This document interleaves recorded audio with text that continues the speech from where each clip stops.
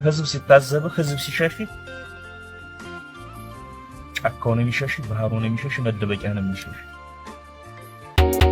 ስለዚህ የአማራ ነፃ አውጪን የምትደግፍ ከሆነ የትግራይ ነፃ አውጪን ለምን ትቃወማለህ?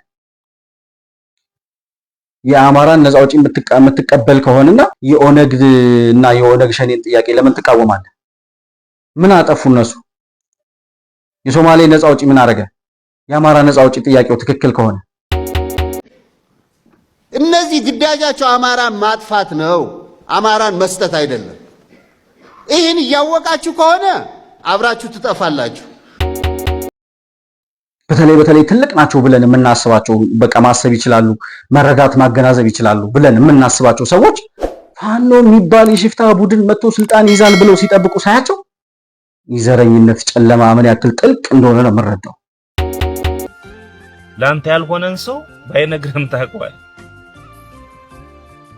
ሰው ካንተ ሲርቅ እኮ ባይነግርህም ታውቀዋለህ። መጥፎ ድርጊታችን የሆነን ሰው ሲገፋው ታውቀዋለህ። ዓላማ የሌለው መድረሻ የሌለው መነሻው የማይታወቅ ትግል የምታደርጉ ሰዎች መጥፊያችሁ ደርሷል። መጥፊያው የደረሰ ሰው ቢያንስ መቀበሪያውን ማመቻቸት አለበት።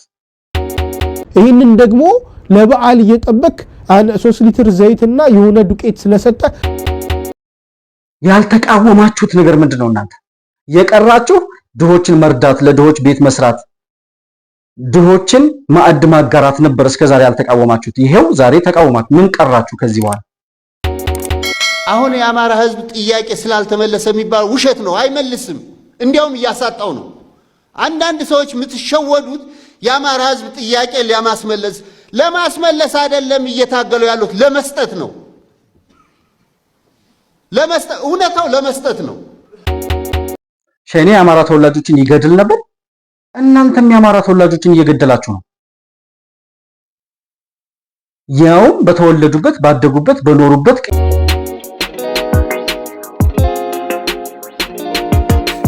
ሰላም ለእናንተ ይሁን። የተከበራችሁ የመሆን መልቲሚዲያ ቤተሰቦች እንደምን አላችሁ? ይህ መሆን መልቲሚዲያ ነው።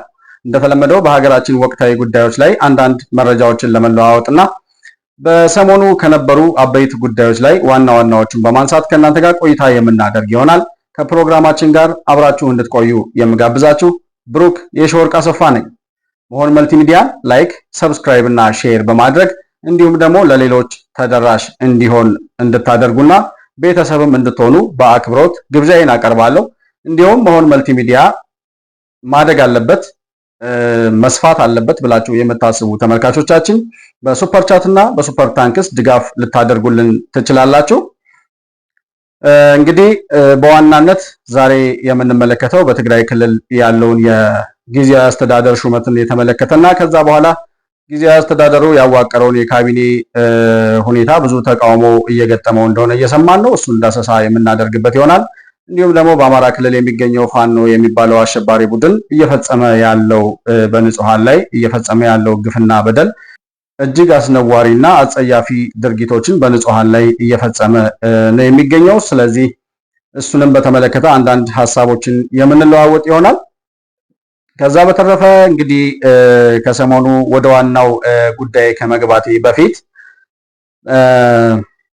ወይዘሮ ሞንጆሪኖ የህወሓቷ ሞንጆሪኖ የመንግስት መኪና ዘርፋ መጥፋቷን የሚያሳይ መረጃ ወጥቷል። ሰሞኑ ከአዲግራት ጊዜያዊ አስተዳደር እንግዲህ በጌታቸው ረዳ ዘመን ላይ አቶ ጌታቸው ረዳ የጊዜያዊ አስተዳደሩ ፕሬዝዳንት በነበሩበት ወቅት እነ ደብረ ጽዮን በየከተማው ያለውን አዲግራትን፣ አክሱምን እንዲሁም የተለያዩ የትግራይ ከተሞችን እየዞሩ ማህተም እየዘረፉ በነበረበት ሰዓት ላይ ከአዲግራት ከተማ አስተዳደር እንግዲህ የቪኤት መኪና ሰርቀው መውጣታቸውን ወይም ዘርፈው መሄዳቸውን ከዛም በኋላ መኪናውን እየተጠቀመችበት ያለው ወይዘሮ ሞንጆሪኖ እንደሆነች መረጃ ወጥቷል። ያንን መኪና መልሺ ስትባል አልመልስም የሚል መልስ ነው እየሰጠች ያለችውና ጊዜያዊ ማን ነው የአዲግራት ከተማ አስተዳደር እስከ ፍርድ ቤት ድረስ ሂዶ ክስ ማቅረቡን እንዲሁም ደግሞ ወይዘሮ ሞንጆሪኖም አልሰጥም ብላ መኪናውን አልመልስም ብላ መመለሷን የተለያዩ መረጃዎች እያሳዩ ነው የሚገኘው። እንግዲህ ህወሓት የሚባለው አሸባሪ ቡድን ከምድረ ገጽ እስካልጠፋ ድረስ ይሄ የሌብነት፣ የዝርፊያ፣ የክህደት የምናምን ወሬ እንግዲህ ከነሱ ጓዳ የሚጠፋ አይደለምና አለማፈራቸው በራሱ ያሳዝናል። 27 ዓመት የሰረቁት የኢትዮጵያ ሕዝብ በይቅርታ አልፏቸው እንኳን ዛሬም ከዘረፋና ከሌብነት መውጣት አቅቷቸው ቢያንስ በይፋ የሚታወቀውን ከመንግስት መስሪያ ቤት ከከተማ አስተዳደር የተወሰደውን V8 መኪና አልመልስም ብላ ከፍርድ ቤቶች ጋር ከጸጥታ ኃይሎች ጋር ግብግብ እየገጠመች ያለችበት ሁኔታ ነው ያለው። እንግዲህ ታደሰ ወረደ የጊዜያዊ አስተዳደሩ ፕሬዝዳንት ምን ያደርጋል? መኪናውን ያስመልሳል ወይስ ከሞንጆሪኖ ጎን ሆኖ ውሰጂው ብሎ በስጦታ መልክ ይሰጣታል? እሱም በሂደት የምናየው ነገር ይሆናል። ግን የአዲግራት ከተማ የትራንስፖርት ቢሮ የትግራይ መንገድ ትራንስፖርት ቢሮ ኃላፊ የሆኑት አቶ ታደለ መንግስቱ የሚባሉ ሰው በዚሁ ምክንያት ከመንግስት የወሰድሽውን መኪና መልሺ ብለው ጥያቄ በማንሳታቸው ምክንያት መታሰራቸውን ሰምተናል። እንደዚህ አይነት መረጃዎች እየወጡ ነውና ፍርድ ቤቱን ድሮም ሕግ ስለማያውቁ የፍርድ ቤትን ትዕዛዝ ላይቀበሉ ይችላሉ። አልመልስም ብላም ልትመልስ እንደምትችል ያው ይታወቃል። ከዚህም በፊት ዘርፈው የወሰዱት ያልመለሱት ብዙ ንብረት ስላለ ማለት ነው። ግን የመንገድ ትራንስፖርቱ ኃላፊ መኪናውን መልሺ ብሎ ጥያቄ በማቅረቡ 2-3 ጊዜ በደብዳቤ ጠይቆ አልሰማ ስላለች ወደ ፍርድ ቤት ጉዳዩ እንዲሄድ ተደርጎ ያው በፍርድ ቤትም ውሳኔ መሰጠቱን እየሰማን ይሄንን ማድረጉን እንደ ጥፋት ታይቶ ሰውየው እንዲታሰር የተደረገበት መንገድ ሞንጆሪኖ ነች እንዲታሰር ያደረገችው ወይስ አሁንም ታደሰ ወረደ ከነ ሞንጆሪኖ እና ከነ ደብረጽዮን ጋር አብሮ እየሰራ ነው የሚለውን ራሱ ከጊዜያዊ አስተዳደሩ የካቢኔ መዋቅር ጋር አብሮ እየተነሳ ያለውን ጥያቄ ምናልባት በደንብ እንዲታይ የሚያደርግ ነውና በጣም አስነዋሪ ነገር ነው እየሰሩ ያሉት እነ ደብረጽዮን። የወርቅ ዝርፊያ ውስጥ ናቸው ያሉት። በኤርትራም በተለያየ መንገድም እያስወጡ በህገወጥ መንገድ የሚያወጡትን ወርቅ እየዘረፉ እየሸጡ እንደሆነ ይታወቃል። 27 ዓመት ኢትዮጵያ ስልጣን ላይ ተቀምጠው በነበረበት ጊዜ የዘረፉት ንብረት ይታወቃል። ያን ሁሉ እንዲመልሱ አልተጠየቁም። ዛሬ ከመንግስት የወሰዱትን መኪና መልሱ ተብለው ሲጠየቁ የሚጠይቁትን ሰዎች ራሱ እንዲታሰሩ ምክንያት እየሆኑ ነው ያሉትና እኔ ጊዜያዊ አስተዳደሩ ላይ ያለው ጥያቄ አሁንም በጣም ብዙ መታየት ያለበት ጉዳይ ይመስለኛልና ወይዘሮ ሞንጆሪኖ እንግዲህ እኔ ከሴት ልጅ እንደዚህ አይነት በአይን አውጣነት የተሞላ ሌብነትና ዝርፊያን እንደ ጀብድ አይታ የመንግስት መኪና ዘርፋ አልመልስም ማለት ደረጃ ላይ የሚያደርስ ሞራል ምናልባት ህወሓት ስትሆን ብቻ ነው ሊኖርህ የሚችለው። ከዛ በተረፈ የመንግስት ላፕቶፕ ኮምፒውተር እንኳን በግድ የሚመለስበት ይዘህ ከአንድ መስሪያ ቤት ስትወጣ ይታወቃል። የወሰድከውን በስምህ የተመዘገበ ንብረት መልሰህ አስመዝግበህ መልሻለሁ ብለህ ፈርመህ ነው መልቀቂያ ራሱ ክሊራንስ ሊሰጥ የሚችለውና ይህንን ሂደት ያውቁታል። ግን ህግ ስለማያውቁ በህግ መመራት ሞታቸው ስለሆነ ህግ አያከብሩም። ህግ እንዲያከብሩ የሚደረገው ግን መቼ ነው? እንደዚህ አይነት በኃላፊነት ስራቸውን የሚሰሩ ልክ እንደ መንገድ ትራንስፖርት ኃላፊ እንዳቶ ታደለ መንግስቱ አይነት ሰዎች ስራቸውን ስለሰሩ የመንግስትን ንብረት እናስመልሳለን ስላሉ የሚታሰሩበት ምክንያት ምንድነው የሚለውን ጥያቄ በደንብ ፌደራል መንግስትም ቢሆን ኃላፊነት ወስዶ ሊያየው የሚገባ ጉዳይ ነው ብዬ አስባለሁ። የወርቅ ዘረፋው ጉዳይ እስካሁን ድረስ ምንም መፍትሄ ያገኘ ነገር አይደለም። የህወሓት ጀነራሎች እስካሁን በተለያየ መንገድ ዝርፊያና ሌብነት ላይ ናቸው ያሉት። አዲስ አበባ ላይ ያለው ንብረታቸው ቤታቸው ከህዝብ ንብረት ወስደው ዘርፈው የሰሩትን ቤት እስከ 100 ሚሊዮን 120 ሚሊዮን ለመሸጥ እየተደራደሩ እንደነበር ከዚህ በፊት በሰራናቸው ቪዲዮዎች በወጡ መረጃዎች ላይ ተመልክተናል። በነዛ ሁሉ ላይ ቢያንስ አዲስ አበባ ያለውን ህገወጥ ንብረት እንኳን መታገድ እየቻለ እንዳይጠቀሙበት ማድረግ እየቻለ መንግስት እስካሁን ምንም ያደረገው ነገር የለም። የመንግስት ወደ ሰፊነት ከአቅም በላይ እየሰፋ ሲመጣ እነ ሞንጆሪኖ አይን አውጣነታቸው ደግሞ በጣም እየመረረ እየመጣ ነው ያለውና እስከ መቼ ነው ይሄ ጉዳይ የሚቀጥለው? ሌላው ክልል ላይ የሚደረገው ህግ ማስከበር ትግራይ ላይ የማይተገበረው እስከ መቼ ነው? እነ ደብረጽዮን እስከ መቼ ነው ከህግ በላይ ሆነው የሚኖሩት? ሞንጆሪኖ የምትባል ሴትዮ የትግራይን ወጣቶች ማስጨረሷ ሳያንስ ዛሬ ደግሞ ቢያንስ በይፋ በህግ የሚታወቀውን ቢያንስ መልሽ የተባለችውን ንብረት ሌላውን የዘረፉትን ትተን ማለት ነው መልሶ የተባሉትን እንኳን አንመልስም ብለው ከፍርድ ቤትና ከጸጥታ ኃይሎች ጋር ግብ መግጠማቸው ሳያንስ አልፎ ተርፎ እንደገና ይሄን ጥያቄ የሚያነሱ ኃላፊዎችን እንዲታሰሩ የሚደረጉበት ሂደት እኔ ባጭሩ ቢቋጭ መቋጫ ቢኖረው ጥሩ ነው ብዬ አስባለሁ። ከዛ ባለፈ ለሌላውም ክልል ሌላውም ሕግ አክብሮ እየተንቀሳቀሰ ላለውም አካል ምናልባት ሌላ ጥያቄ የሚያስነሳ ነው የሚሆነው። ነገ ከነገ ወዲያ ሌላ ወረዳ ላይ ሌላ ክልል ላይ እንደዚህ አይነት ሌብነት፣ ዝርፊያ አይነት ነገር ቢመጣ እዛ መቼ ሕግ አስከበራችሁ የሚል ጥያቄ ሊመጣ ይችላል።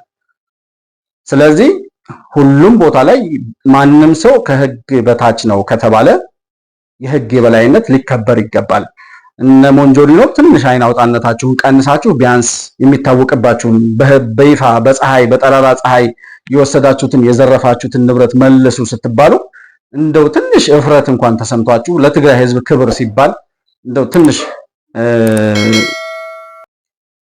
ይህን ያክል ድፍረት ባትዳፈሩና ሌብነትን እንደ ጀብድ እንደ ዕውቀት እንደ መታገያ መሳሪያ ባትጠቀሙበት ጥሩ ነው። ያሳፍራል።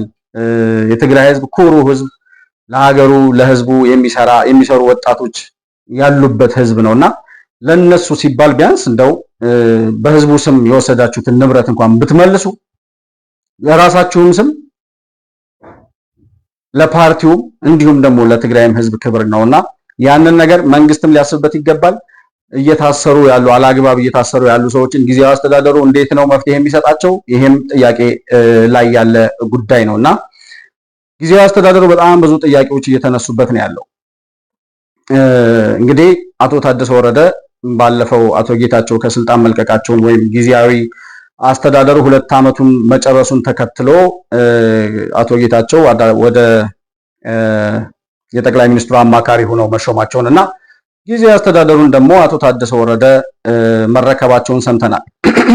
በዛ ሂደት ውስጥ አቶ ታደሰ ወረደ እንግዲህ በተጣለባቸው እምነት ሁላችንም እንዳመን ነው ምናልባት ይሄን ኃላፊነት ሲረከቡ ለትግራይ ሕዝብ ይሰራሉ የሚል እምነት ነው የነበረው።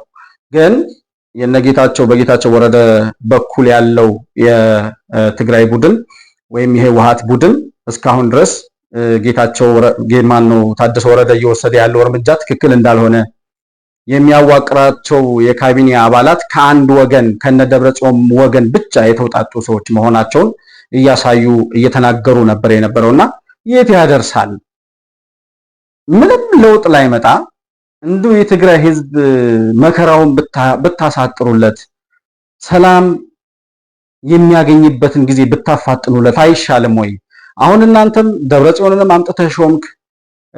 ደግሞ ያማን ነው አማኑኤል ምናምን የሚባል ሰውዬ በጌታቸው ወረዳ ጊዜ ምክትል የህወሓት ኃላፊ ሆኖ የነበረውን ሰውዬ አሁንም ታደሰ ወረደ ምክትል አድርጎ እንደሾመው እየሰማን ያለነው። ምን ለማምጣት ምን ለመፍጠር ለውጥ ታመጣለህ ተብሎ ታምኖብህ ዓለም አቀፍ ታዛቢዎች ባሉበት የአፍሪካ ህብረት ተወካዮች፣ የአውሮፓ ህብረት እንዲሁም የአሜሪካ መንግስታት በሚያውቁት ዓለም አቀፍ የሆኑ ተቋማት ባሉበት መድረክ ላይ ስልጣኑን ተረክበህ ሂደህ ስትረከብ የገባኸውን ቃል ሰምተናል። ለትግራይ ህዝብ እሰራለሁ ለውጥ አመጣለሁ ብለህ ነው ስልጣኑን የወሰድከው። ያን ካደረክ በኋላ እንደገና ያን ጌታቸው ረዳን አላሰራ ብሎ ሲበጠብጥ የነበረውን ቡድን አምጥተህ በካቢኔ ውስጥ የምታስገባ ከሆነ እንደገና የትግራይን ህዝብ መከራ ታራዝማለህ እንጂ ምንም እዚህ ግባ የሚባል ነገር ልታመጡ አትችሉም። ፌደራል መንግስቱ ቼዝ ነው እየተጫወተባችሁ ያለው። በጣም በጭንቅላት በልጧችሁ ራሳችሁን በራሳችሁ ህዝብ የምታረጉትን ነገር እንዲያይ ተንኮላችሁን፣ ሌብነታችሁን፣ ዝርፊያችሁን ዛሬም ለራሳችሁ ጥቅም እንጂ ለትግራይ ህዝብ የምትሰሩ ሰዎች እንዳልሆናችሁ በደንብ ህዝብ እንዲያየውና እውነታውን እንዲረዳ እያደረገ ነው ያለው ፌደራል መንግስቱ። ስለዚህ አሁን ባላችሁ አቅም ደግሞ የትግራይን ህዝብ መከራና ሰቆቃ ከማራዘም ውጪ ምንም አይነት ለውጥ እንደማታመጡ ሰይጣንም እግዚአብሔርም ያውቃሉ። ስለዚህ ምንም ለውጥ ላለማምጣት ሰው እንዴት ይታገላል? ለምንም ለባዶ ነገር ሰው እንዴት ይደክማል? ታየኮ እነ ደብረጽዮን 2 ዓመት ታግለው አቶ ጌታቸው ረዳን አላሰራ ብለው 2 ዓመት ሙሉ እንዳውም አልፈው ሊገድሉት መጨረሻ ላይ በፌደራል መንግስቱም ተባባሪነት ነው ከትግራይ እንዲወጣ የተደረገው ጌታቸው እንጂ በህይወቱም ላይ የመጣ አስጊ ነገር ነበር የነበረው። ያንን ሲያደርጉ ከነበሩት ሰዎች ውስጥ ምናልባት ታደሰ ወረዳ አንዱ ነበር። ረባሹን መርጠህ ኃላፊነት ስጠው፣ ረባሹን መርጠህ ጠባቂ አድርገው እንደሚባለው ዶክተር አብይ የተጠቀመው ስትራቴጂ ያንን ነው። በጥባጩን ራሱን ኃላፊነት ሰጠው። ያን ኃላፊነት ወስዶ ምንድነው የሚያደርገው የሚለውን ህዝብ እንዲያይ ማለት ነው። እያያችሁ ነው። የትግራይ ህዝብ በጣም እያየ እየታዘበ ነው ያለው። ምንድነው የምታረጉት? ወዴት ነው የምትሄዱት? አሁን ትላንትና እነ ደብረጽዮን ሲሰሩት ከነበረው ነገር የተለየ ዛሬ አንተ የተሻለ ነገር ታመጣለህ ተብሎ ስልጣን ከተሰጠ በኋላ ዛሬም የትላንቱን የምትደግም ከሆነ በቃ የትላንቱን ነገር ነው የምታመጣው ዛሬ። ምናልባት እናንተ መጨረሻችሁ ሞት ወይም እስራት ሊሆን ይችላል። ግን የትግራይ ህዝብ እፎይ ብሎ ሰላም የሚያገኝበትን ጊዜ ታራዝሙበታላችሁ። በዛ ላይ የትግራይ ፖለቲካ አዳዲስ ወጣቶች አዲስ ሐሳብ ያላቸው ወደ አመራር መጥተው ህዝባቸውን እንዳይመሩና እንዳይታደጉ ትከለክሏቸዋላችሁ። ይሄ ብቻ ነው ሊሆን የሚችለው እንጂ የእናንተ ተጽዕኖ ከትግራይ አልፎ ፌዴራል መንግስት ላይ ምንም ሊያመጣ የሚችለው ነገር የለም። አቅምም እንደሌላችሁ የዚያን ያክል እናንተም ታውቁታላችሁ፣ እኛም እናውቃለን። ስለዚህ 50 ዓመት ሙሉ ስልጣን ላይ የኖረ ሰው 50 ዓመት ሙሉ ስልጣን ላይ የነበረ ፓርቲ ፖለቲካ ወዴት እንደሚሄድ አሁን የኢትዮጵያ ፖለቲካ ያለበትን ስቴጅ መርምሮ መረዳት እንዴት ያቅታል? እናንተ ለውጡ ሲመጣ ከነበረበት ዘመን በጣም ወደኋላ ምናልባት 2008 እና 2007 ላይ የነበራችሁበት ትዕቢት ላይ ነው ያላችሁት ዛሬ። ፌዴራል መንግስት ደግሞ በጣም በእጥፍ ርቋችሁ ሂዷል። የዛኑ ልክ የትግራይ ህዝብ ደግሞ የህወሓትን ሌብነት፣ የህወሓትን የዝርፊያ ሱስ፣ የዘረኝነት አመል እንዲሁም ደግሞ የትግራይን ህዝብ ማስያዣ አድርጎ የራሱን ጥቅም ማስኬድ የሚፈልግ ፓርቲ መሆኑን ከሚገባው በላይ መረዳት የቻለበት ዘመን ላይ ነው ያላችሁት። ይህን እዚህ አይነት መሬት ላይ ቆሞ ሰው ቢያንስ ዛሬ ለህዝቤ መስራት አለብኝ፣ ይሄ ህዝብ ነቅቷል፣ አውቋል፣ እየሰራን ያለነውን ነገር አውቋል። ስለዚህ ከዚህ በኋላ ልንሸውደው አንችልም። ምናልባት ራሳችንን ለማጥፋት የማጥፋት ያክል እርምጃ ለመውሰድ ካልፈለግን በስተቀር ይህንን ህዝብ መሸወድ አንችልም ብላችሁ ወደ ትክክለኛው መስመር ማትመጡበት ምክንያት ምንድነው? ሰው እንዴት ሞትና እስራት ይናፍቀዋል? በትግራይ ክልል ውስጥ ያሉ ተቃዋሚ ፓርቲዎች ዛሬ መግለጫ አውጥተው ነበር።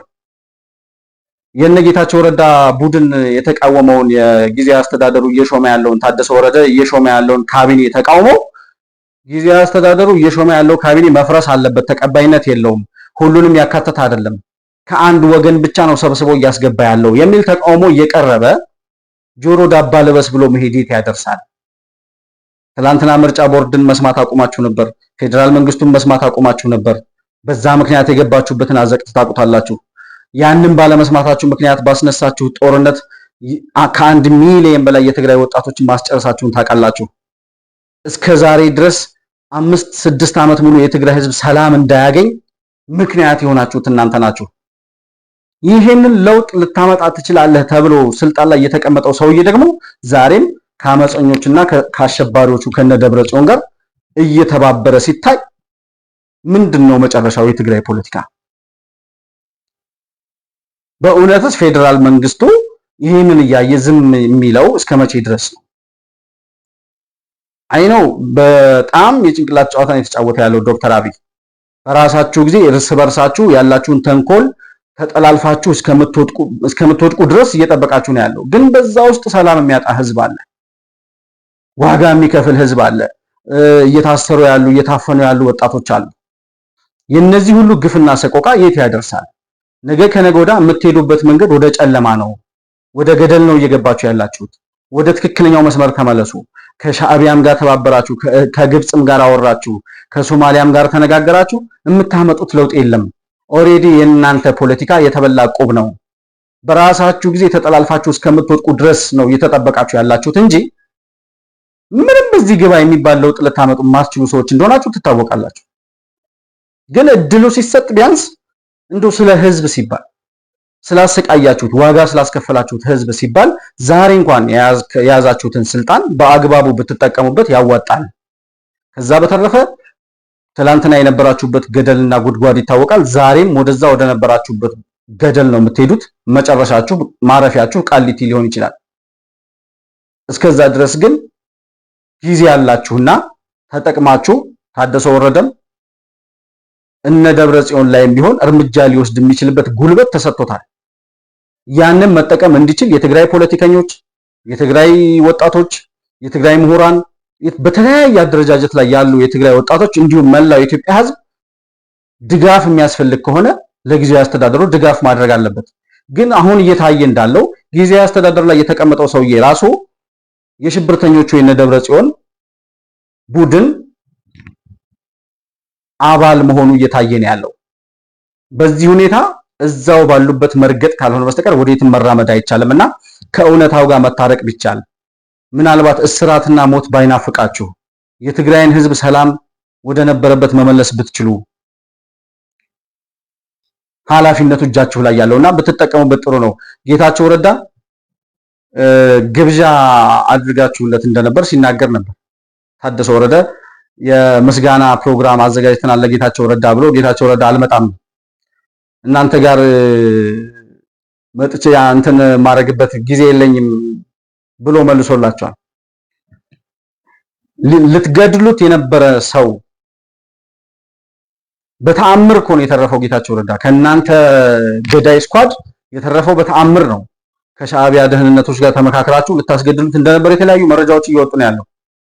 ስለዚህ ዛሬ እንደገና ተመልሳችሁ የምስጋና ፕሮግራም አዘጋጅተናል የሚል ጥሪ ሳይሆን የሚያስፈልገው ለትግራይ ሕዝብ ስሩ። እናንተ ጌታቸው ረዳ ዛሬም ከጀርባ ሆኖ ከትግራይ ወጣቶች ጋር መስራቱ አይቆምም። እሰራለሁ ብሏል። ከዩኤን በኩል ሌላ የኃላፊነት ግብዣ መጥቶለት ወይም የስራ እድል መጥቶለት አልፈልግም፣ የአማካሪነት ስልጣን ይሻለኛል፣ ጠቅላይ ሚኒስትሩን እያማከርኩ በዚሁም በኩል ደግሞ የትግራይን ፖለቲካ ማስተካከል እፈልጋለሁ፣ ስለዚህ እዚሁ ባለውበት ነው የምቆየው ብሏል። ይሄ በጣም ትክክለኛ እርምጃ ነው። ጌታቸው ረዳ ለወጣቶች ድጋፍ ማድረግ አለበት። ጌታቸው ብቻ አይደለም፣ ሌሎችም ይሄን ለውጥ መሬት ማስያዝ የምትፈልጉ ኢትዮጵያውያንና የትግራይ ተወላጆች በሙሉ ትብብርና ድጋፍ ልናደርግ ይገባል። ለውጥ ለሚፈልጉ የትግራይ ወጣቶች እና ጌቾ ምንድነው ያለው? የትግራይ ሕዝብ በጣም ብዙ ጋቢ ሸልሞኛልና ታደሰ ወረደ የሚሰጠኝን ጋቢ አልፈልግም ብሏል። የዚህን ያክል አብራችሁ የሚሰራው ሰው እንኳን የዚህን ያክል ያመለካከት ለውጥ ሲያመጣ ታደሰ ወረደ የት ነበር? ጌታቸው ረዳ እኮ በሰሜኑ ጦርነት ዘመን እስከ ጥግ ድረስ ሂዶ ለትግራይ ሕዝብ መስዋዕትነትን የከፈለ እስከ ሞት ድረስ ዋጋ ለመክፈል የተዘጋጀ ሰው ነበር። ያንን የሄደበትን መንገድ በኋላ ደግሞ ገብቶት ወደ ሰላሙ መንገድ ሲመጣ ደግሞ የትግራይ ወጣቶችን የትግራይን ሕዝብ እውነተኛ ጥያቄ ይዞ እስከዛሬ እየታገለ ያለ ምሁር ነው። ታደሰ ወረደ ትላንት ምን እንደነበር አናውቅም። አሁን ነው ከነደብረ ጽዮን ጋር የሽብር የረብሻ እንቅስቃሴ ሲያደርግ እየሰማ ነው የመጣ ነው። ጌታቸው ረዳ ግን ከፌዴራል መንግስት ጋር በተቃርኖ በቆመበትም ዘመን ህወሓትን ወክሎ ፊት ለፊት ፖለቲካውን ይጫወት የነበረው እሱ ነው። ዛሬም የትግራይን ህዝብ ጥያቄ ይዞ እስከ ጥግ ድረስ ለመሄድ ወደ ሰላሙ መንገድ መጥቶ ገብቶት ኢትዮጵያዊነትን ይዞ የትግራይን ህዝብ በኢትዮጵያዊነቱ ጥያቄው ይመለሳል፣ ሰላሙ ይረጋገጣል ብሎ አምኖ የለውጥ እርምጃዎችን ማምጣት የቻለ በነበረው የሁለት ዓመት የጊዜያዊ አስተዳደር ቆይታ የትግራይ ወጣቶችና የትግራይን ህዝብ ማንቃት የቻለ የህወሓትን ተንኮል፣ የስልጣን ሱሰኝነት እና የዝርፊያና የሌብነት አመል አጋልጦ ፀሐይ ላይ ያወጣ መሪ ነው ጌታቸው ረዳ።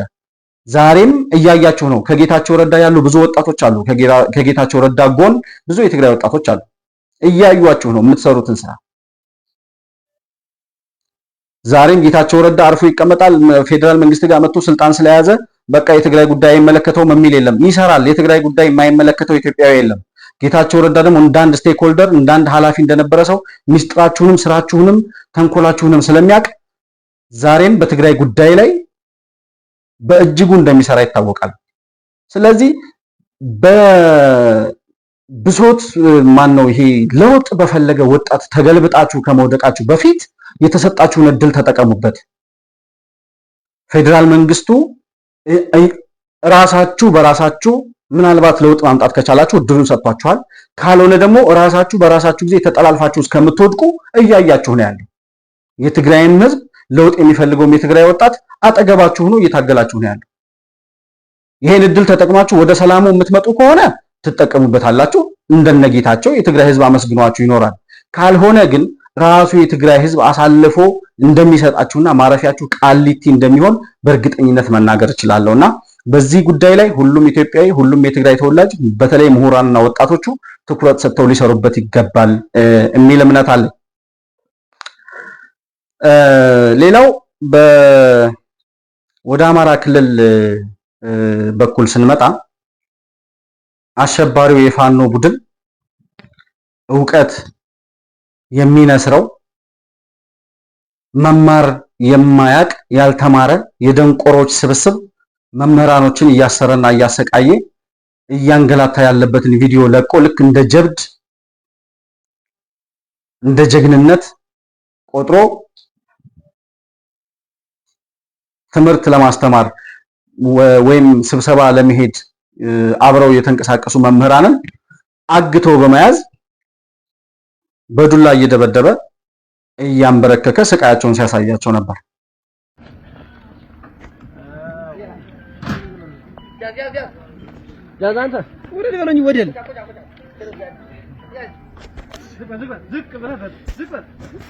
እናንተ ማፑሻፕ ታሰሩ እንዴ? ታች ዝቅ ወደ አንገት ከራ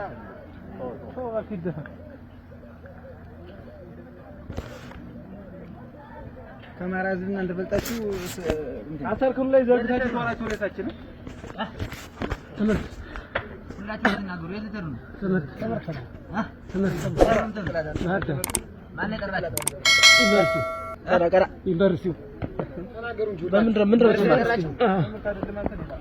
እሺ ኤክስቴ እንትን አለ መታወቂያ አለሽ ዩኒቨርሲቲው የምትማርበት አዲስ ነገር አይደለም ወሬ አሁን ዩኒቨርሲቲ ዛውን ትምህርት ይቀራል። አሁን ሀብሊ ግማሽ ላይ ኮን ሳመር ትምህርት ያው ማስተራችን ጥለን ነው የወጣነው። እናንተ አራዳው ናችሁ። ትምህርት ስም ማን ነው? ስም ቢነገ አንተስ ኩፍታው አቤት ገና ነገር ይወጋ ይመጣል። ይሄ ወዶ አዳሪ ነው ጨርሱ። የኛን ወንድም አስከሬን ዘርግተው ዋልካት አስፋልት ላይ አባረበ ያዘው ዝቅ በል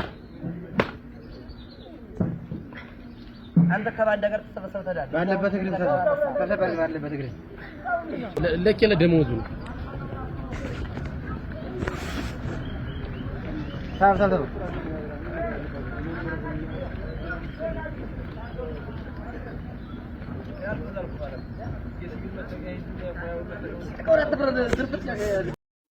ይህ አሸባሪ ቡድን ከዚህ የተለየ ነገር ሊያደርግ እንደማይችል ይታወቃል። ፋኖ ያላደረገው የሽብር እንቅስቃሴ ምንድነው? መምህራኖችን ገድሏል፣ ትምህርት ቤት ዘግቷል፣ ተማሪዎች ትምህርት ቤት እንዳይሄዱ ከልክሏል፣ በጣም ንጹሃንን እያገተ ገንዘብ ይቀበላል፣ ንጹሃን አልደገፉኝም እያለ ወይም ከመንግስት ጋር ሰርታችኋል እያለ እያወጣ ገድሏል፣ የህዝብ ንብረት አቃጥሏል፣ የገበሬውን እርሻ አውድሟል፣ ከገበሬው ጓዳ እየገባ ያረሰውን ያመረተውን እህል ሁሉ አዋጣ እያለ ዘርፏል። በአካባቢው የንግድ እንቅስቃሴ እንዳይኖር፣ የመማር ማስተማር ሂደቱ በሰላም እንዳይካሄድ፣ ሰው በሰላም ወጥቶ በሰላም እንዳይገባ የሚችለውን ሁሉ ሽብር እየሰራ ነው ያለው። ቦኮ ሐራም ከሰራው ወይም አይሲስ ከሰራው ያልተናነሰ ወይም የበለጠ ግፍና በደልን ፈጽሟል። ዛሬም እነዚህ ሰዎች ቢያንስ እንታገልለታለን ብለው የወጡትን ህዝብ እንደዚህ እናስተምራለን ብለው ገጠር ድረስ ገብተው የሚያስተምሩ መምህራንን አንበርክኮ በመግረፍና በማሰቃየት የሚገኝ ድል ምንድነው? አሁን ይሄ ጥጋብና እብሪት ካልሆነ በስተቀር ምን አይነት ለውጥ ሊያመጣ ይችላል ተብሎ ታስቦ ነው? ኦኬ አንበርክኮ መግረፍ አይደለም። ብዙ መምህራኖችንም ገለዋል። ምን አመጡ? ስለገደሉ ምን ያመጡት ለውጥ አለ? 2 ዓመት ሙሉ ሲታገሉ፣ ሲዘርፉ፣ ንብረት ሲያቃጥሉ፣ ሲያወድሙ ነው የኖሩት። ግን እዚህ ግባ የሚባል ለውጥ ሲያመጡ አልታየም። ዛሬ እያደረጉ ያሉት ነገር ደግሞ እንደው 10ም 15ም 20ም ደጋፊ ካላቸው እነዛ ያሏቸውን ደጋፊዎች የበለጠ የሚያሳጣ እታገልለታለሁ ያልከው ህዝብ አውጥቶ እንዲተፋ የሚያደርግ ስራ ነው እየሰራችሁ ያላችሁት።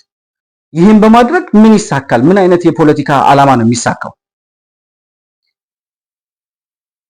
እንዴት አንድ የሚመረምር የሚጠይቅ ሰው ከመሃላችሁ ይጠፋል? መሳሪያ ያነገተ ሰው በቃ የማሰብ እንትኑን ይነፈጋል፣ ይነጠቃል። ለነገሩ ዘረኝነት ውስጥ የገባ ሰው ማሰብና ማገናዘብ አይችልም። እያደረኩ ያለሁት ነገር ምንድነው? ለምን ዓላማ ነው ይሄን እያደረኩ ያለሁት ብሎ መጠየቅ የሚችል ሰው ከመሃከላችሁ አይኖርም። ግን ቢያንስ እኛ ስንነግራችሁ እንዴት መንቃት ያቀታችኋል? በጣም ብዙ ሰው እየተናገረ ነው። ተው አብረዋችሁ የነበሩ አይዟችሁ ሲሏችሁ የነበሩ የፋኖ ደጋፊ ሚዲያዎች ውጭ ሀገር ያሉ ዲያስፖራዎች ሳይቀሩ ዛሬ እየሰደቧችሁ ነው ያለው። አይናችሁን ላፈር ያላችሁ ሰው በጣም ብዙ ነው። ወዴት ነው እየሄዳችሁ ያላችሁት?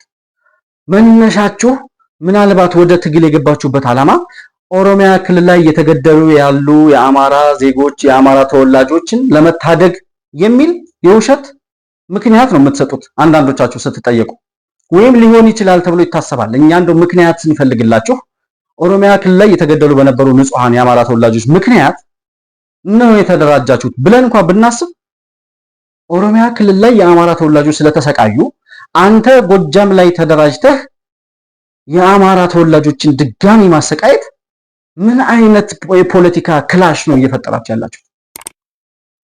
ምን ለውጥ አመጣችሁ? ሸኔ ከሰራው የተለየ ምን አመጣችሁ? ሸኔ የአማራ ተወላጆችን ይገድል ነበር። እናንተም የአማራ ተወላጆችን እየገደላችሁ ነው። ያውም በተወለዱበት ባደጉበት በኖሩበት ቀይ እንታገልለታለን በሚሉት ባላችሁት ህዝብ ላይ ማለት ነው። ይሄንን እያየ ደግሞ ዛሬም ተው መምህራንን አትግደሉ፣ ትምህርት ቤት አትዝጉ ብሎ የሚናገር የነሱ ደጋፊ አለመኖሩ በጣም ያሳዝነኛል። ምንድነው የሚገኘው ትርፍ? ትምህርት ቤት ስለዘጋህ ተማሪዎች እንዳይማሩ ታደርጋለህ። ደንቆሮ ትውልድ ታፈራለህ። የማያውቅ የማይጠይቅ ትውልድ ታፈራለህ እንጂ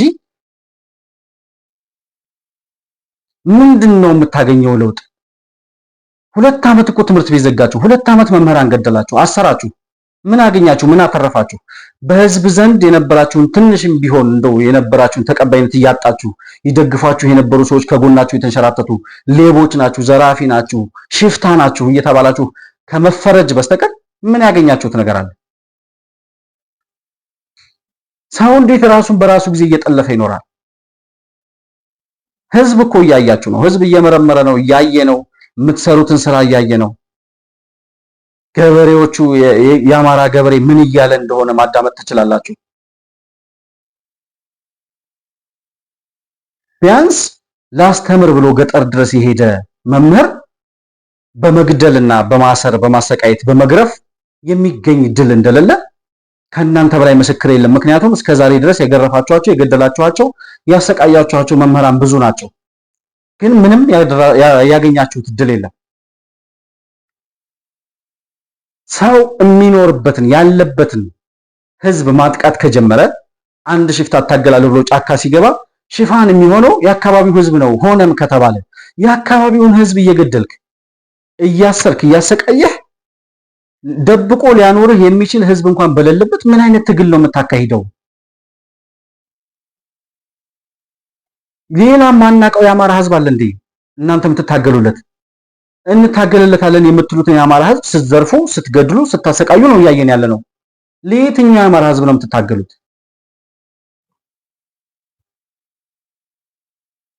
ዛሬ መከላከያ ሰራዊት በጣም አግሬሲቭ የሆነ እርምጃ እንደወሰደ በዚህ ሳምንት እየሰማን ነበር። መከላከያ ሰራዊት ከሚወስደው እርምጃ ባልተናነሰ እርስ በርሳችሁ የጎጃም ፋኖ፣ የጎንደር ፋኖ፣ የእንትና ፋኖ እየተባባላችሁ እርስ በርስ የምትታኮሱትና የምትጋደሉት ደግሞ ወደ መጨረሻችሁ እየወሰዳችሁ ነው ያለው። ቢያንስ ወደ መጨረሻው እየሄደ ያለ ቡድን በቃኝ፣ ከዚህ በኋላ እስከዛሬ የሄድኩበት መንገድ አላዋጣኝም፣ እስኪ መንገድን ቀይስ። አንድ ሊያደርገን የሚችለው ትግል ምንድነው? ጥያቄያችን ምንድነው? ምንድነው እየሰራን ያለ ነው? እውነት ወደ ፈለግነው መንገድ ያራምደናል ወይ እየሄድንበት ያለው መንገድ የሚለውን ጥያቄ ሰብሰብ ብሎ መጠየቅና መነጋገር እንዴት ይከብዳል! እንዴት ሰው እንዴት እታገልለታለሁ የሚለውን ህዝብ እዛው እሱ ውስጥ ተቀምጦ የሱን እህል እየበላ የሱን መዋጮ እየተቀበለ የገበሬውን እርሻ እየዘረፋችሁ የገበሬውን ጓዳ እየገባችሁ ደፍታችሁ እየበላችሁ ራሱን ገበሬውን ማሰቃየትና መግደል ምን የሚሉት ትግል ነው? እያደረሳችሁ ባላችሁት በደል ምክንያት እየደረሰባችሁ ያለውን ምትና አሁን ያላችሁበትን ሁኔታ እናንተም ታውቃላችሁ፣ እኛም እናውቃለን። አንድነታችሁ የበለጠ ተሸርሽሮ ከነበራችሁበት መንገድ የበለጠ ወደ አዘቅት ወርዳችሁ አንድ ሊያደርጋችሁ የሚችል ሐሳብ አይደለም። በአንድ አካባቢ ሊያኖራችሁ የሚችል አካባቢ እንኳን እንደሌለ እርስ በርሳችሁ ስትታኮሱ እያየን ነው፣ ስትጋደሉ እያየን ነው። እርስ በርሳችሁ ተተኳኩሳችሁ ከመጠፋፋት በፊት አንድ ሆኖ መነጋገር እየተቻለ አንድ ጥያቄ ካላችሁ ወደ አንድነት መጥቶ አንድ ፓርቲ አንድ ግንባር መፍጠርም እኮ የአንድ ታጋይ ነኝ የሚል ሰው ትክክለኛ እርምጃ ነው ሊባል ይችላል። እናንተ 4-5 ቡድን የነበራችሁ ዛሬ ወደ 15 እና ወደ 20 ተከፋፍላችኋል። ወደ ከተማ፣ ወደ ወረዳ፣ ወደ ዞን፣ ወደ መንደር ማንነት ነው እየሄዳችሁ ያላችሁት። ከዛ አልፎ ህዝቡ እውነታውን እያወቀ በየቀኑ እየተፋችሁ እያሸሻችሁ እየራቃችሁ ነው ያለው። ስለዚህ ዛሬ እናንተ መምህራንን ስለገደላችሁ፣ ስላሰራችሁ፣ ስላሰቃያችሁ፣ ስላንበረከካችሁ ነገ ከነገ ወዲያ የሚደርስባችሁን አጸፌታ በእጥፉ ትቀበላላችሁ እንጂ የምታመጡት ለውጥ እንደሌለ በእርግጠኝነት እነግራችኋለሁ። እናንተም ታውቁታላችሁ። ግን የፖለቲካ ሽንፈት ሲደርስብህ እታገልለታለሁ ያልከውን ህዝብ አይደለም የምትበቀለው። ተሸነፍክ አይደል? ተመታሃል። በቃ እጅ መስጠት ነው። ወታደር እኮ እጅ ይሰጣል ሲሸነፍ። አንተ እየደረሰብህ ባለው ምት የተነሳ መምህራንን ምን አርጉ ነው የምትለው? ገበሬው ምን ያርግህ? ይሄው ዝም ብሏል። ስትዘርፉት፣ ስታሰቃዩት፣ ስትገድሏቸው ዝም ብለዋል። እችለዋለሁ፣ እታገለዋለሁ፣ እጋፈጠዋለሁ ብለህ የወጣኸው አካል ነው ግንባርህን እያለ እያሸነፈ ወደ ገደል እያስገባህ ያለው። ስለዚህ ሽንፈት ሲደርስብህ፣ ውድቀት ሲደርስብህ እታገልለታለሁ ብለህ የወጣኸውን ህዝብ ነው የምታሰቃየው። ቁጭትህን፣ ብስጭትህን፣ ንዴትህን የምትወጣው እዛ ገበሬ ላይ ነው። ስለዚህ እናንተ ናችሁ ለአማራ ህዝብ ትግል እያደረጋችሁ እያካሄዳችሁ ያላችሁት። ዘመነ ካሴ ዛሬ ነው ትላንትና በቀረጸው ቪዲዮ የመጨረሻ ኑዛዜውን ተናግሯል። ዘመነ እዛ ላይ ሲናገር ሰምታችሁት ከሆነ እጅግ ተስፋ መቁረጡን፣ ወደ መጨረሻው ስቴጅ መድረሱን፣ ምናልባትም ዘመነ ብልጥ ስለሆነ ራሱን ለማዳን ቡድኑን ትቶም ከድቶም ሊወጣ የሚችልበት ሁኔታ ነው ያነበብኩት ፊቱ ላይ። በደስታም በመከራም መጠየቅ ተራ ማህበራዊ ድርጅት ግንኙነታችን ይጠግኑ። ጥቃቅን ተራ የሚመስሉ ነገሮች ግን ህይወታችን መስተጋበራችን የሚያጠነክሩ እንደ መሪ ያለንን ግንኙነት የሚያጎለብቱ ነገሮች ስለሆኑ በዋዛ አትያቸው። ማህበራዊ ህይወታችሁን በጋራ አድርጉት። በጋራ ማታኮሱ ብቻ ሳይሆን በጋራ ህዝብ መምራቱ ብቻ ሳይሆን፣ ስለዚህ መመካከር ይልመድባችሁ። ተወስኑ። በጋራ መወሰን ያለባቸው ጉዳዮች በጋራ ወስኑ። አባሉን አያያዝ በተመለከተ ሁለት አጣብቂኝ ያለ እንግዲህ በእኛ ትግል ውስጥ በአንድ በኩል በቁጥር የሚታወቁ ደሞዝ የሚከፈላቸው 100 ወይ 1000 ወይ 1 ሚሊዮን የምትላቸው ካምፕስ የሚኖሩ ሰዎች አይደለም። የህዝብ ትግል ነው። ህዝብ ከጀርባ አለ። በጎ ፈቃደኛ ታጋይ ነው። ስለዚህ ለትግል ምቹ ሁኔታ ፈጥረ ለዓላማውን ነግረ ለዓላማው ታማኝ ሆኖ እንዲታገል ማድረግ ይጠበቃል። በሌላ በኩል ደግሞ መሳሪያ ነሳ ትግል ነውና በተወሰነ ደረጃ አድርግ አታድርግ ማለትም ይኖርባል። መሃሏን ፈልጎ ባላንስ አድርጎ መውሰድ ነው የመሪውን ጥንካሬ የሚፈትነው በእኛ ትግል ውስጥ። ይሄን ካላደረክ እንዲያደርጋለሁ ስትለው አፍንጫህን ላስ ብሎ ቢሄድ ምን ታደርገዋለህ? ምን ደግሞ ዛቀጠው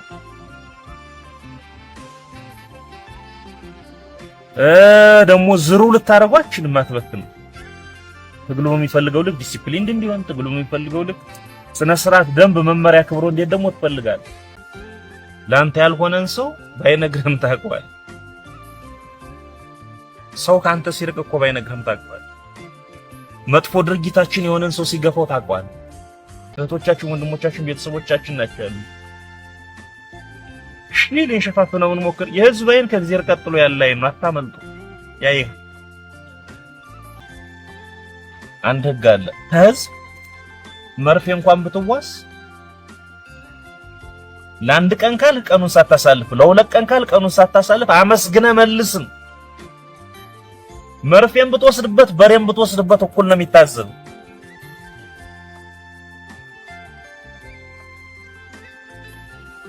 ህዝብ ሲታዘብ፣ ህዝብ ሲሸሽ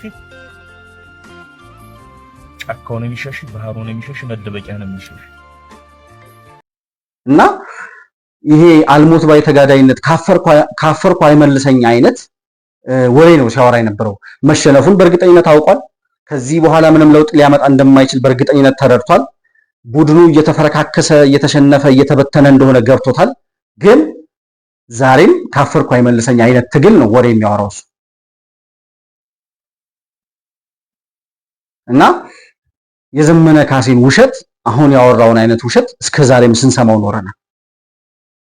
ዘመነ ካሴ ማለት አስመራ ተቀምጦ የወያኔንና የኢሳያስ አፈወርቂን ፍርፋሪ እየበላ ያደገ እዚህም እያለ የባህር ዳርና የጎንደር ወጣቶችን ለወያኔ ሲመለመል የነበረ የወጣት አደረጃጀት ውስጥ የነበረ ባንዳ ነው። ከወያኔ ጋር ያደገ ሰው ለህዝብ ዓላማ ኑሮት ለሀገር ዓላማ ኑሮት እንደማይሰራ ይታወቃል።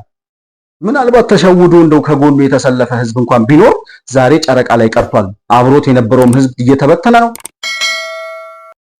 አብሮት ያሉትም ታጋይነን የሚሉ ሰዎች እንደማይታዘዙት ይታወቃል። ከጎንደር ከነስክንድር ነጋ እንዲሁም ከሰሜን ወሎ ከወሎ ፋኖ እና ከሸዋ ፋኖ ጋር ትብብርና ህብረት እንደሌላቸው ይታወቃል። በዚህ ሁኔታ ዓላማ የሌለው መድረሻ የሌለው መነሻው የማይታወቅ ትግል የምታደርጉ ሰዎች መጥፊያችሁ ደርሷል። መጥፊያው የደረሰ ሰው ቢያንስ መቀበሪያውን ማመቻቸት አለበት። መቀበሪያችሁን እንኳን ቢያንስ በስርዓት እንድትቀበሩ እንደው መቀበሪያ ቦታ እንዲኖራችሁ የምትቀበሩበትን ቦታ አካባቢ ያለ ህዝብ ተውት። እስኪ ህዝቡን መሳሪያ ይዘህ የወጣኸው ከመንግስት ጋር ታገላለሁ ብለህ ነው አይደል? ዛሬም ከሁለት ዓመት በኋላ እዛው ከሁለት ዓመት በፊት የነበርክበት ጉድጓድ ውስጥ ገብተህ ዛሬም እያሸነፍን ነው ወደ መጨረሻው እየሄድን ነው የሚሉ መግለጫ የሚሰጠው ዘመነ ይሄንን አምኖም የሚያወራ የሚቀበል ደንቆሮ ደግሞ አለ። እኔ አዲስ አበባ ተቀምጦ አሜሪካና አውሮፓ ተቀምጦ አሁን ፋኖ የሚባል አደረጃጀት መጥቶ ስልጣን ይይዛል ብሎ የሚያስብ በተለይ ትልቅ ናቸው ብለን የምናስባቸው በቃ ማሰብ ይችላሉ፣ መረዳት ማገናዘብ ይችላሉ ብለን የምናስባቸው ሰዎች ፋኖ የሚባል የሽፍታ ቡድን መጥቶ ስልጣን ይይዛል ብለው ሲጠብቁ ሳያቸው የዘረኝነት ጨለማ ምን ያክል ጥልቅ እንደሆነ ነው የምንረዳው። ምክንያቱም ይዘውት የተነሱት ጥያቄ ጀስቲፋይብል አይደለም፣ የህዝብ ጥያቄ አይደለም፣ የሌብነት፣ የዘረኝነት፣ የክፋት፣ የተንኮል ጥያቄ ነው ይዘው የተነሱት። የስልጣን ጥማት ነው እዚህ ያደረሳቸው። ስለዚህ የስልጣን ጥማት ያሰከረው ሰው ደግሞ ዛሬ ኢትዮጵያ ያለችበትን ፖለቲካ ሊረዳ አይችልም። ኢትዮጵያ ያለችበት ሁኔታ ዛሬ ከዘረኝነት ፖለቲካ ወጥታ ወደ ኢትዮጵያዊነት ወደ ህብረ ብሔራዊነት ምን እየሄድን ያለንበት ነገ ከነገ ወዳ የእንትና ነፃ አውጪ የሚባል በእንትና ምናምን የተደራጀ በሆነ ብሔር የተደራጀ ፖለቲካ ፓርቲ የነፍጠኛና ታጋይ እኮ አይደለም። የፖለቲካ ፓርቲ በትክክለኛው የፖለቲካ መድረክ ውስጥ ገብቶ እንኳን መሳተፍ የሚችል የፖለቲካ ፓርቲ ውስጥ በዘረኝነት የተደራጀ የፖለቲካ ፓርቲ እንደማይኖር ከ6 ወር ከ1 ዓመት በኋላ በእርግጠኝነት መናገር ይችላል። ይሄንን እንኳን መረዳት አይችሉም እነሱ። እኔ ምንድነው የሚያወሩት ነገ ከነገ ወዲያ ይሄ ታሪክ እኮ ያልፋል፣ ለምንድን ነበር የምትታገሉት ተብሎ ሲጠየቁ ምንድነው የሚያወሩት እነዚህ ሰዎች? አሁን አዲስ አበባና አሜሪካ አውሮፓ ምናምን ተቀምጣችሁ እነዚህ ሰዎች ለውጥ ያመጣሉ ብላችሁ የምታወሩ ሰዎች፣ ነገ ስልጣን ይዛሉ ብላችሁ የምትጠብቁ ሰዎች ለልጆቻችሁ ምንድነው የምትነግሯቸው? ፋኖ የሚባለው አደረጃጀት ምንድነው ቢሏችሁ ምን ትላችኋላችሁ? አማራን ነፃ ሊያወጣ የመጣ ፓርቲ ነው ለምትሏቸው? ስለዚህ የአማራ ነፃ አውጪን የምትደግፍ ከሆነ የትግራይ ነፃ አውጪን ለምን ትቃወማለህ?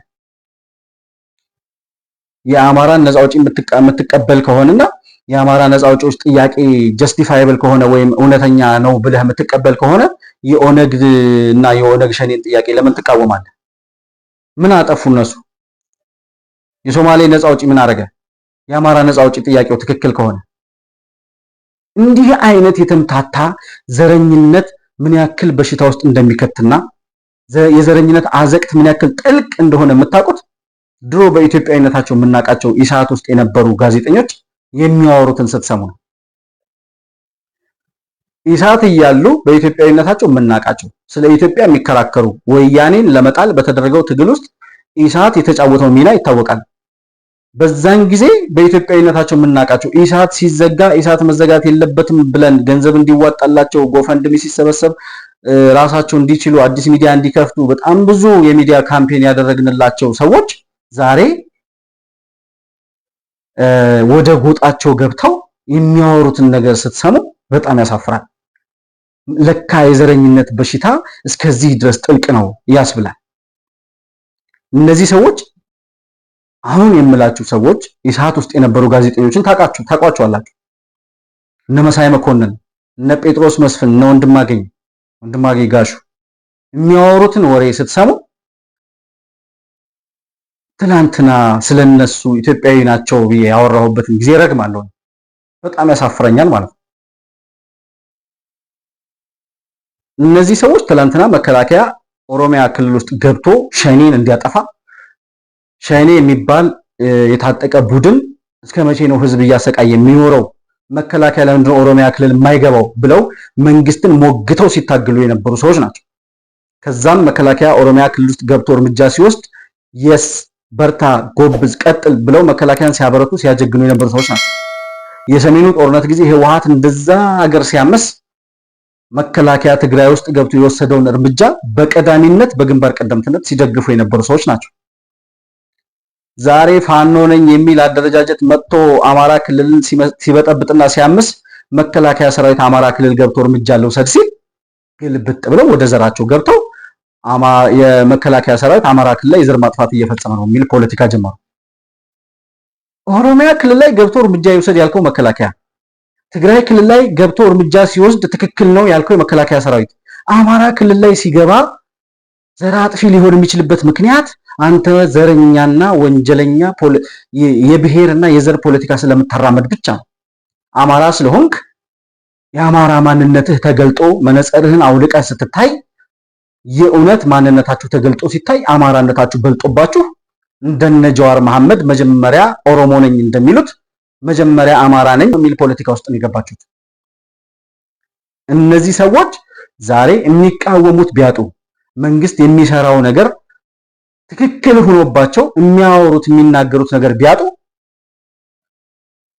መንግስት ለድሆች ለአቅመ ደካሞች ለበዓል የበዓልን የፋሲካና የገና በዓልን ምክንያት አድርጎ የሚሰጠውን የማዕድ ማጋራት ተቃውሞ ሲያወሩ ሰማቸው። ዛሬ ሰው በባዶ ሆኖ ፊቱን ዘይት ተቀብቶ ይውጣ ብሎ የመከረ ነው ያለው። ይህንን ደግሞ ለበዓል እየጠበቅ 3 ሊትር ዘይትና የሆነ ዱቄት ስለሰጠ እንደ ነዳያን ተሰልፈው ዝቅተኛ ገቢ ያላቸው መስሪያ ቤታችን ሰራተኞች ተብለው ትላንትና የበታች ሹመኛ የነበረ አሁን ባለው የፖለቲካ አዳሪነት ማዕረግ የተጨመረለት ሁሉ ስንዴና ዘይት ሲሰጣቸው ፎቶ ይነሳል። ድህነትን አይደለም ሽበትን የማያከብር ካድሬ ነው ብልጽግና የፈጠረው። ይሄ ልጅ ወጣት ነው፣ የተማርኩ ነኝ ሲል ሰምቼዋለሁ። የሰለጠነ ዓለም ላይ ነው የሚኖረው። ቢያንስ በኢሳት በነበሩበት ጊዜ ጥሩ ነገር የነበረው ጥሩ አመለካከት የነበረው ኢትዮጵያዊነትን የሚወድና የሚያምን ልጅ ነበር እኔ ሳቀው። አሁን ከፋኖ ፖለቲካ በኋላ ግልብጥ ብሎ በሚያስደንቅ እና በሚያሳፍር ሁኔታ እንዲህ አይነት የቆሸሸ ፖለቲካ እያራመደን ያለ እኔ ምን ያክል አሳፋሪ ወሬ እንደሆነ ልጆቻቸው ሲሰሟቸው እንዲህ አባዬ እርዳታ መስጠት ምንድነው ክፋት የሚሆነው እንደሚሏቸው እርግጠኛ ነኝ። የዘይት መግዣ ለሌላቸው ሰዎች ዘይት መስጠት፣ የዳቦ ዱቄት ለልጆቻቸው ዳቦ መጋገር ለማይችሉ ሰዎች የዳቦ ዱቄት አቅርቦ መስጠት ምን አይነት ወንጀልና ክፋት ኖሮት በኔጌቲቭ ነገር ሊታይ ይችላል? እንደው የምትቃወሙት ነገር እንኳን ካጣችሁ ሰው እኮ ዝም ማለትም እኮ ትልቅ ነገር ነው። በእነ አሜሪካ ዶኔሽን በኩል ብዙ ብር አግኝታችኋል። በዩቲዩብ በኩል ብዙ ብር አግኝታችኋል። ሌላም በአሸባሪዎች በእነ ግብጽም በተለያየ መንገድ ገንዘብ እንደምታገኙ ይታወቃል። በቃ ተውት። ዜናውን ለምን አትተውትም? መረጃውን ለምን አትተውትም? የዚህን ያክል ወርዳችሁ ድሆችን መርዳት የሚፈልግን መሪ እንዴት ድሆችን ይረዳል ብሎ ከማውራት እናንተንም እኮ ያስተቻችኋል። እንዴ እነዚህ ልጆች ምን እንደሚያወሩት ይላል እኮ ሰው። የኢትዮጵያ ሕዝብ በጣም መርማሪ ሕዝብ ነው። ምን እንደምታወራ ምን እንደምትሰራ ምን እያረክ እንደሆነ በደንብ በአግባቡ ነው መርምሮ የሚያዩ እና ጠቅላይ ሚኒስትሩ ችግኝ ሲተክል ስትቃወሙ፣ መንገድ ሲሰራ፣ ኮሪደር ልማት ሲሰራ፣ ገበታ ለሀገር ገበታ ለትውልድን ስትቃወሙ ኖራችሁ። እሺ ይሁን፣ ያም በቃ የፖለቲካ ተቃውሞ ስለሆነ ኦኬ ብለው እስካሁን የሚደግፏቸው ሰዎች አሉ። እንዴት ድሆችን መርዳት ተቃውሞ ሊሆን ይችላል? እንዴት ይህን በተቃውማችሁ ልትቆሙ ትችላላችሁ? ማን ነበረ እንደዚህ ድሆችን የሚያስብ መሪ? ለድሆች መጽሐፍ ሽጦ ቤት የሚሰራ መሪ ማን ነበር? መለስ ዜናዊ ኮንዶሚኒየም ሲሰራ አንድ ጎረቤት ከአንዱ ጎረቤቱ ጋር እንዳይገናኝ አንዱን ከፒያሳ አንዱን ከዶሮ ማነቂያ አንዱን ከካሳንችስ አንዱን ከሆነ ቦታ አምጥቶ የማይተዋወቁ ጎረቤቶችን አንድ ኮንዶሚኒየም ውስጥ ሲያኖር ነበር። ያም የሚያደርገው ሶሻል ኮሄዥን እንዳይኖር አንድነትን ለማጥፋት የሚተዋወቁ ሰዎች ህብረት ሊያደርጉ ስለሚችሉ ያንን ህብረት ለማፍረስ የተጠቀመበት ነው። ዶክተር አብይ እያደረገ ያለው ከአንድ አካባቢ ቤት በልማት የተነሱ ሰዎችን እንኳን አንድ አካባቢ ወስዶ አስቀምጦ ከዛ በኋላ በዓል ሲደርስ ሄዶ የሚኖርበትን ሁኔታ አይቶ ጎብኝቶ የተነሳችሁበትን አካባቢ በተሻለ ሁኔታ እያለማን ነው፣ በገባነው ቃል መሰረት እየሰራን ነው፣ ሄዳችሁ እንድታዩትም ሁኔታዎችን አመቻቻለሁ ብሎ ከካሳንችስ የተነሱ ሰዎች ጋር ሄዶ በዓል ሲያከብር አይተናል። ጠቅላይ ሚኒስትር ቢሮ የሚሰሩ ሰዎችን በዝቅተኛ ገቢ የሚተዳደሩ ሰዎችን በዓልን እንዲያከብሩ የበዓል ስጦታ መስጠት፣ ማዕድ ማጋራት፣ ምግብ የተሻለ ምግብ ለማያገኙ በዓልን ማክበር ለማይችሉ ሰዎች ጠቅላይ ሚኒስትሩ በራሱ ተነሳሽነት በራሱ ኢኒሼቲቭ የሚያደርገውን ነገር አመስግኖ ማለፍ ሲቻል አሁን ይሄ የተቃውሞ ምክንያት ሆኖ ጠቅላይ ሚኒስትሩ ለመተቸት ስትነሱ በቃ አለቀ፣ ይሄ ጠቅላይ ሚኒስትር ከዚህ በላይ ሊተቹበት የሚችሉት መንገድ አጥተዋል ማለት ነው የሚያስብላችሁ። ጨረሱ የሚቃወሙበትን ነገር ማለት ነው። አለቀባችሁ። ሁሉን ነገር አወራችሁ አላችሁ። ስለ መከላከያ አወራችሁ፣ ተሸነፋችሁ። ስለ ልማት አወራችሁ፣ ተሸነፋችሁ። ስለ አረንጓዴ አሻራ አወራችሁ፣ ሜዳ ላይ ቀራችሁ።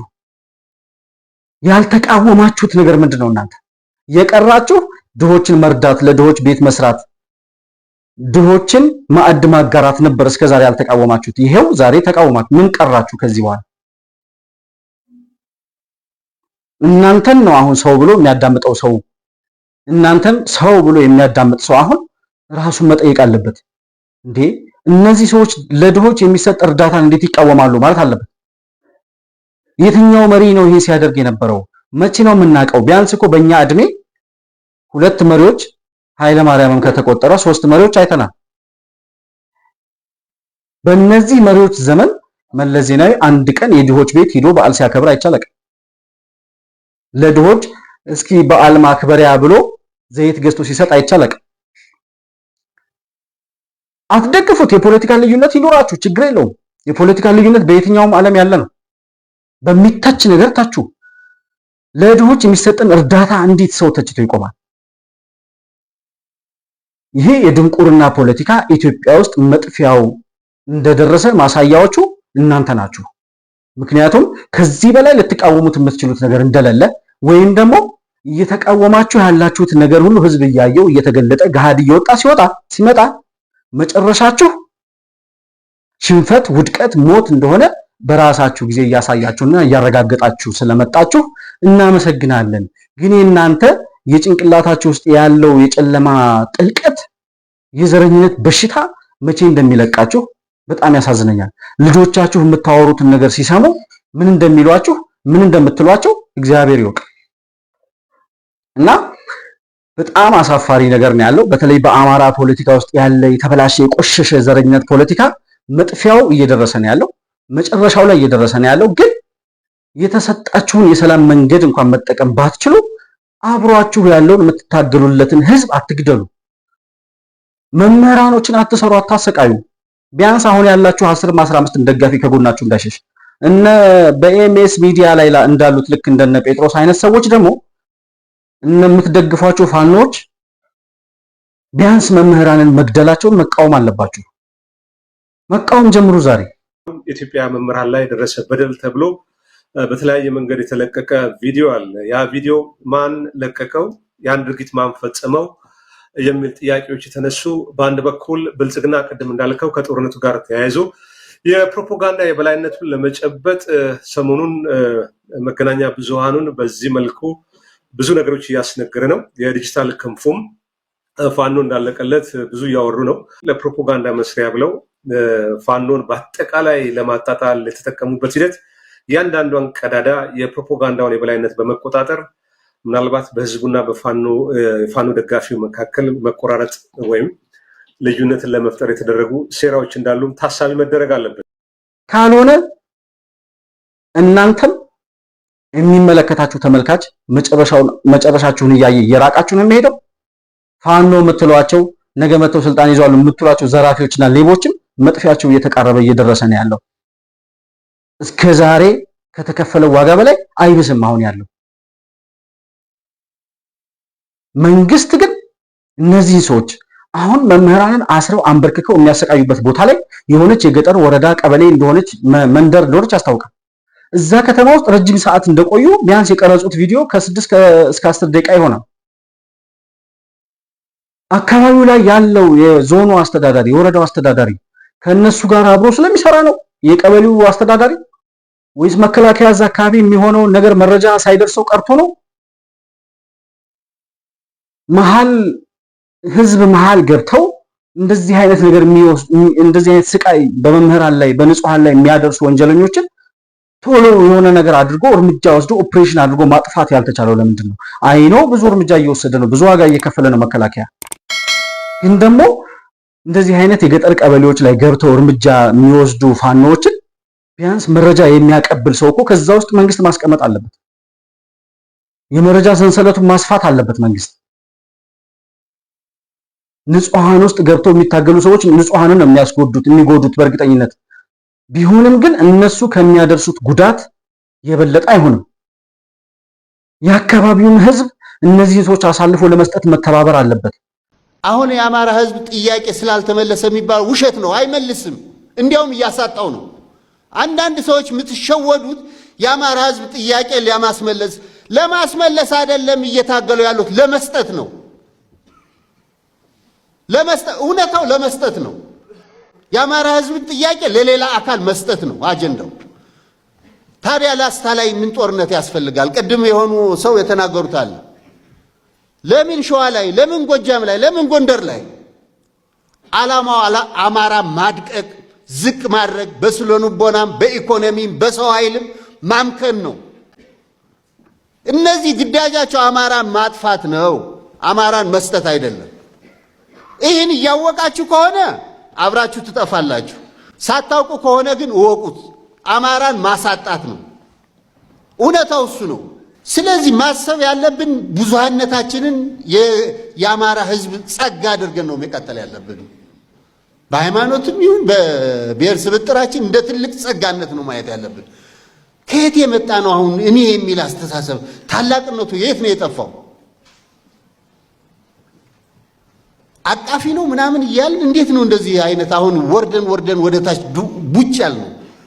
ስልክ ደውሎ እንደዚህ አይነት ፋኖች አሁን እነዚህ መምህራንን አንበርክከው የሚያሰቃዩ ፋኖችን አንድ ሰው እዛ አካባቢ ካለው አንድ ሰው ስልክ ደውሎ ለፖሊስ ለጸጥታ ኃይሎች እንደዚህ አይነት ሰዎች መጥተው እንደዚህ አይነት ስቃይ ያደረሱ እዚህ ቦታ ላይ ብሎ መረጃ የሚሰጥ ሰው እንዴት አይኖርም? የአካባቢ ሰው ይሄን ለማድረግ የማይተባበር ከሆነ የራሱን የስቃይና የሰቆቃ ዘመን ነው የሚያራዝመው። መከላከያ ካለ ህዝብ ድጋፍ ምንም እርምጃ ሊያደርግ አይችልም። ምንም ለውጥ ሊያመጣ አይችልም። ህዝብ ከጎኑ ቆሞ መረጃ እያቀበለ እነዚህን ሽፍቶችና ወንጀለኞች አሳልፎ ለመስጠት ተባባሪ ካልሆነ በስተቀር ወንጀለኞችን እየደበቅክና እየሸፈንክ በውስጥህ ከዛ ትምህርት ቤት ተዘጋብኝ፣ መምህራን ተገደሉብኝ ብሎ መጮህ አይሰራም። እና ነቅቶ ማሰብ ያስፈልጋል። መከላከያም የመረጃ ሰንሰለቱን ማስፋት አለበት። ገጠር ቀበሌዎች ውስጥ ያሉ ወጣቶች ለጸጥታ አካላት መረጃ የሚሰጡበትን ኔትወርክ ማስፋት አለባቸው፣ መዘርጋት አለባቸው። ይሄ ካልሆነ ዛሬም እንዳየነው የሆነች ገጠር ቀበሌ ላይ ገብተው 10-15 ልጆችን አግተው ወስደው ወይ ገንዘብ ይጠይቃሉ፣ ወይ መምህራን ይገላሉ፣ ወይ የሆነ ነገር ያደርጋሉ። ለዚህ ጉዳይ ህዝቡ ተባባሪ መሆን አለበት የሚለው የመጨረሻ መልእክቴ ላድርግና የዛሬውን ፕሮግራሜን በዚሁ ላጠናቅ። የተከበራችሁ ተመልካቾቻችን መሆን መልቲሚዲያን ላይክ፣ ሰብስክራይብ እና ሼር ማድረጋችሁን አትርሱ። ለሌሎችም ተደራሽ እንዲሆን እንዲሁም ደግሞ እናንተም ቤተሰብ እንድትሆኑና በየወቅቱ የምንለቃቸው ቪዲዮዎች በወቅቱ እንዲደርሷችሁ የደወል ምልክቷን መጫናችሁን አትዘንጉ። በሌላ መረጃ እስከምንገናኝ ድረስ በአክብሮት የምሰናበታችሁ ብሩክ የሾርቅ አሰፋ ነበርኩ። ሰላም በያላችሁበት ለእናንተ ይሁን።